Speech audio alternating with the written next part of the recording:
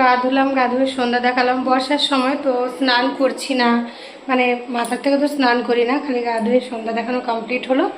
এবার করব ছেলের জন্য খাবার। আগে গোপু সোনাকে খাবার দিয়ে দিয়েছি, ফ্যান চালিয়ে দিয়েছি।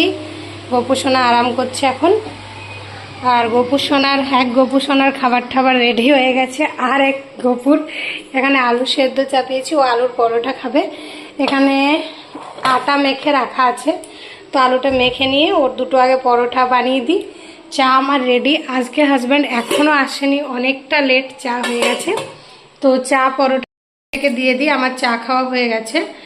আর জানি না কেন ছোটো ছোটো মনে হচ্ছে চুল হচ্ছে নাকি, চুলগুলো কী যে অস্থির করছে, তো এখনও ভালো করে চুল টুল আঁচড়াইনি।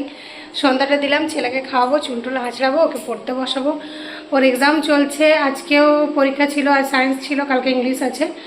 তো হাজব্যান্ড আসুক, তারপর রাতে ডিনারের ব্যবস্থা হবে, যা খাবো বলবে সেটা বানাবো। তার জন্য এখন থেকে কিচ্ছু বানাচ্ছি না, খালি ছেলের খাবারটুকু বানিয়ে দিই। হ্যাঁ রেডি, একদম গরম গরম দুটো আলু পরোটা বানিয়ে দিলাম। ওরা আলুটা এমনিভাবে মাখতে হয়, পেঁয়াজ টিয়াজ খায় না, একটুখানি লঙ্কার গুঁড়ো, জিরা, তেল, নুন, ব্যাস।